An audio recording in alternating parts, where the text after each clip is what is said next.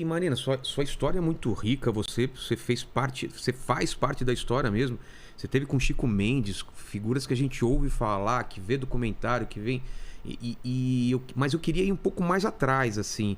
A gente voltar na sua infância mesmo. Onde você nasce, como que é a sua família, qual que era a sua realidade? Uhum.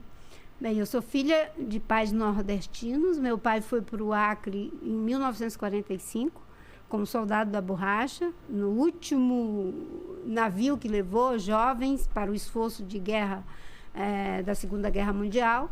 Meu pai chegou lá, enfim, muito jovem, passou a trabalhar na extração do látex.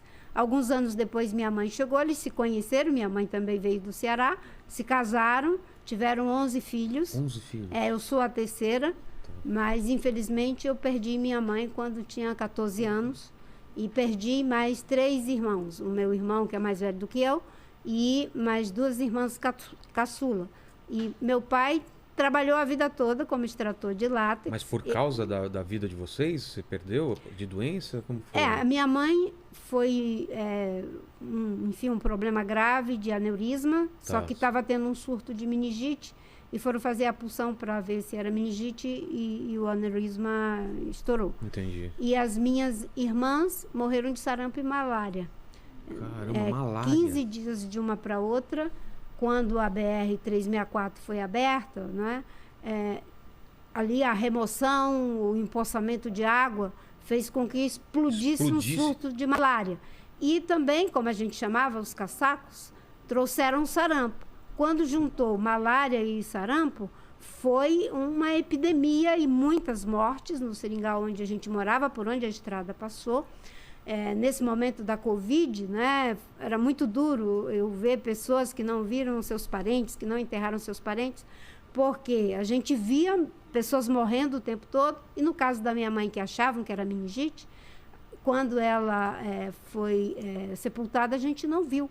Né? Então, as pessoas simplesmente no hospital fizeram o sepultamento, depois foi uma equipe da saúde, na época, lá na nossa colocação, queimou a nossa casa, porque disse que tinha que destruir tudo por causa da meningite, e deixou a gente lá com a casa queimada, a maioria das coisas queimadas, e a gente dentro da casinha da minha avó.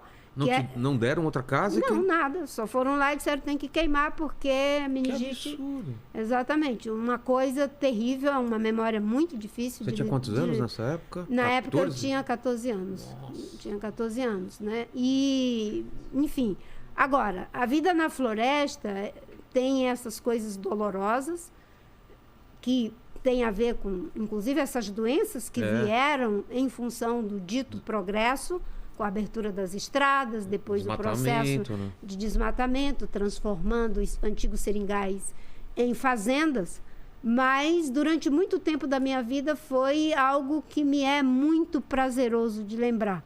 Porque a floresta era o nosso divertimento, era o nosso suprimento, era os nossos encantos, era tudo. Então, alguém que dependia praticamente de tudo. A gente vivia da extração do látex, tinha uma pequena roça de subsistência, que os patrões proibiam da gente ter grandes roçados, porque tinha que comprar tudo da casa aviadora. A gente vendia com exclusividade a borracha, comprava com exclusividade a mercadoria e ficava num sistema eterno Vender a borracha, o que é? Como vocês vendiam? É o látex. Mas era uma Na lata, época, é uma bola. Uma bola? Você faz uma bola vai de fazendo borracha. uma bola, né? Sim. É branca? Ela é branca, mas depois que ela é curtida no sol, ela fica preta. Entendi. Né? Fica com uma cor bem escura. E aquilo, durante muito tempo, foi muito importante, né? Mas depois a gente perdeu a concorrência para os seringais cultivados da Malásia, que levaram as sementes do Brasil. Não tinha lá. E eles conseguiram, né, fazer seringais de cultivo com maior produtividade, diminuindo o custo, inclusive, enquanto que a nossa Hévia brasiliense era ela, espalhada no meio da floresta.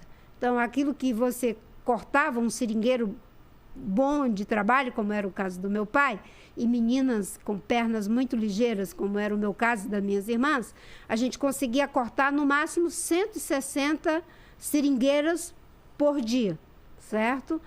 No caso de um seringal de cultivo, você consegue cortar, acho que quase 2.000 árvores por dia. Ah, é? Porque é uma ao lado da outra, 2.000 árvores num dia? Quase. Eu estou aqui chutando. Eu nunca trabalhei num seringal de cultivo. Mas é muita coisa que você consegue fazer. No caso de um seringueiro na floresta, você consegue aí no máximo 165 árvores por dia, andando 14 quilômetros por dia.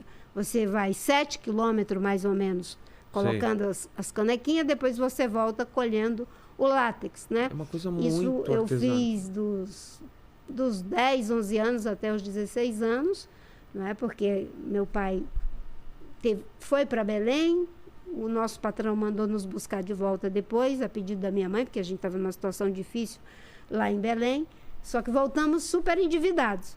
Putz. Como éramos apenas filha-mulher, como dizia o povo lá, o pessoal dizia, né? O Pedro não teve sorte, só tem filha-mulher. Esse machismo, esse preconceito que se tem contra a mulher, porque nós somos vivas, 7 mulheres e um homem. Meu irmão é o caçula. Dos 11 Éramos 11, hoje só tem 8. Mas eram quantos homens e quantas mulheres? Morreu um homem e 2 mulheres. Tá. Então, as pessoas ficavam com essa história. E minha mãe, ela era uma mulher muito forte e muito consciente, digamos assim, da importância das mulheres. E a minha mãe falou, olha, o seu pai não é um coitado porque vocês são mulheres. Nós vamos mostrar que é exatamente o contrário. E nós começamos a ajudar meu pai a trabalhar cortando seringa. Dificilmente mulheres faziam esse trabalho. Geralmente cuidava da casa e da roça de subsistência, que já era um trabalhão. Não é? Mas cortar seringa havia um preconceito, isso é trabalho de homem. Então, nós começamos a fazer esse trabalho e a gente conseguia cortar, em média, umas 400 madeiras por dia. Sim. Porque meu pai ia para uma estrada, eu e uma irmã mais nova para outra, e a minha outra irmã mais velha, com uma outra irmã, ia para outra. Então, a gente cortava 3 estradas por dia. Em média, 160 madeiras por dia. Né? E a gente conseguiu pagar a conta muito rapidamente. Então... mas vocês tinham uma força, então o braço... Chegava à noite, o braço devia estar... Não, costuma. E éramos pessoas até muito franzinas. Eu sempre fui muito franzina. Não é? Mas a gente consegue. E é um calor, né? Calor úmido. Dentro da floresta. Não é? Não é. Você tem uma temperatura de 30 e poucos graus, isso cai para 27, 28 graus dentro da floresta. É mais agradável, então, lá. Sim. Mas é muito úmido, né? Mas era um lugar onde era maravilhoso e, ao mesmo tempo, doloroso. Não tinha padre, não tinha médico, não tinha escola, mas se alguém adoecia, como vocês faziam? A mais próxima era quanto? Tinha que levar para o barracão. O barracão era 11 horas de viagem. De carro, de barco? A pé? A pé. Até chegar. Nós éramos de terra alta. Não éramos da margem do rio. Sei. E aonde era a nossa colocação ficava a 11 horas de distância da margem do rio, onde ficava a casa aviadora. Então, se você fosse para o barracão, era 11 horas a pé de onde a gente morava. Quando a gente chegava no barracão, teria que ir mais ou menos 2 dias, 1 dia e meio de barco, quando o rio estava cheio. Sei. Porque se estivesse seco, aí era muito difícil, que tinha que empurrar a canoa ou o barco no varejão. Né?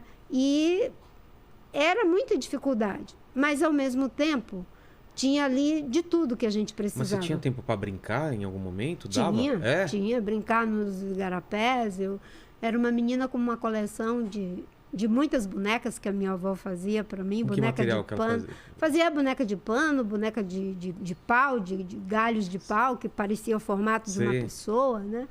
E, enfim, eu tinha um tio que era cesteiro, cerameiro, meu tio Pedro Mendes, sim, sabia fazer essas coisas aqui.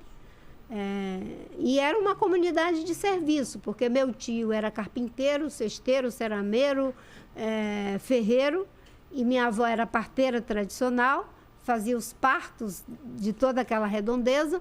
Meu pai era seringueiro, mas sabia ler, escrever e contas. E no final de semana, além de aplicar a injeção em quem estava doente, precisava da ajuda dele, ele fazia as contas para os outros colegas seringueiros não serem enganados. E minha mãe era costureira, que fazia da mortalha ao batizado. E isso ninguém cobrava nada.